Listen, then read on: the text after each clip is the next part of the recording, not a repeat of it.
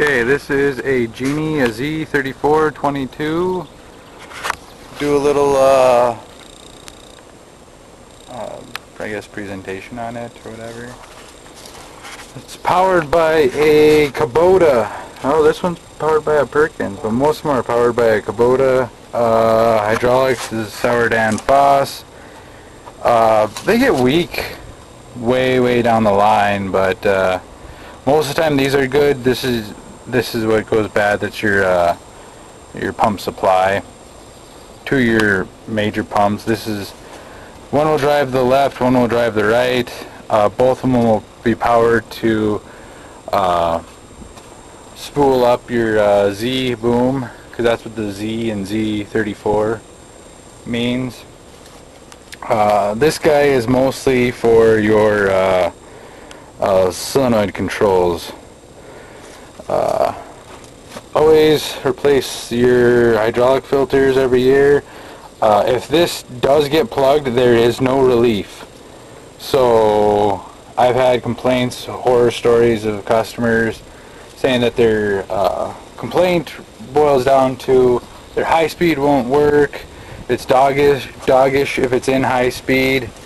So yeah, replace that and most of your hydraulic problems go away. And it's some that you cannot see.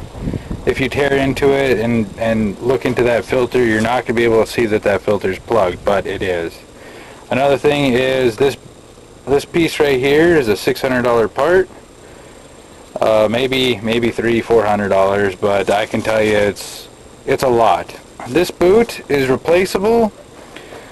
I think it's like $20-30. Heavily recommend replacing it every time. If you see anything like this, or even if it's just got those small cracks, because this is a boot to cover. It's a dust protector, so this way the solenoid doesn't get in and out, get stuck. If that does get stuck, it's this controls your throttle, so it'll get stuck in high idle, I believe, and won't come off. And has potential to that doesn't sound bad, but this thing will get hot, so smoking hot that it'll take out your fuel line right here, and it'll catch on fire. So, like, long story short, I always recommend replacing that. If you don't have a Genie dealer, you can go to genie.com. If they're way too far out and you have to get one, usually the rental companies will have something on the shelf, and they're willing to sell you the part. It may be 25% more up cost, but trust me, it's worth putting it on, worth getting it in. A lot of horror stories I've heard about that. So it's powered by a 3-cylinder Perkins. This boot right here up top, see how it's got a flat spot right there? Yep, I'd recommend just replacing that. That is your cold air intake to your filter, your air filter. Your air filter cleans the air and then it brings it into your intake. I replaced this valve cover. It is a O-ring. Really easy. I thought it would be more miserable than that. You have to take this piece off here.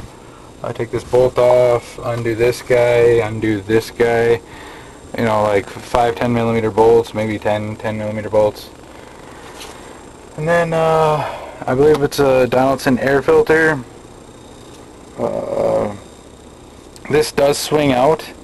If you hold this guy up and then move it, it will swing all the way out, which is really nice to work on your starter and all that jazz. I think I've replaced the exhaust, a muffler on one of these before, but don't have to get into super detailed. Let's see. Radiators, something Genie you're gonna have to provide. Yeah, that's. If you ever have a problem and you have to tow these things, all you do is pull these two bolts, and there's a piece that you just push in.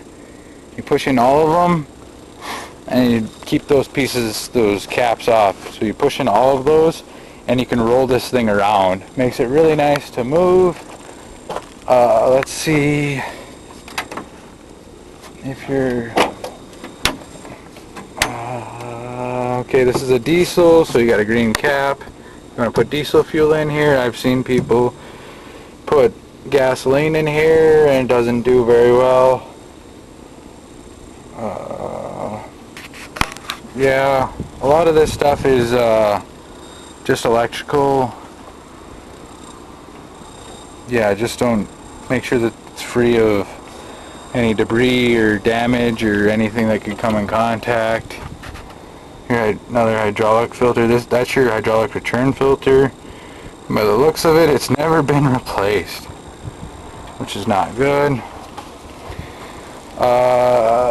Yeah, this thing has 6,285 hours on it.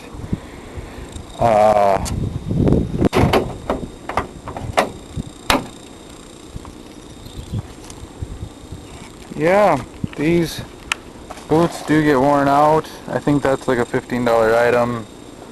Not the end of the world.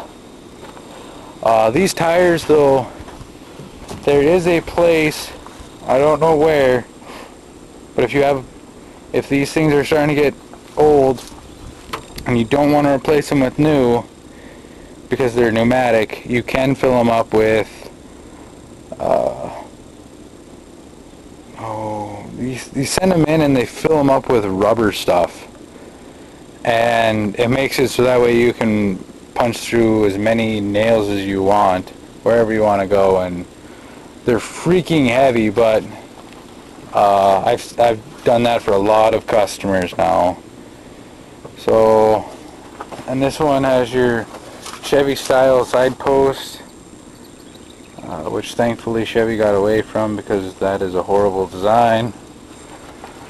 But yeah,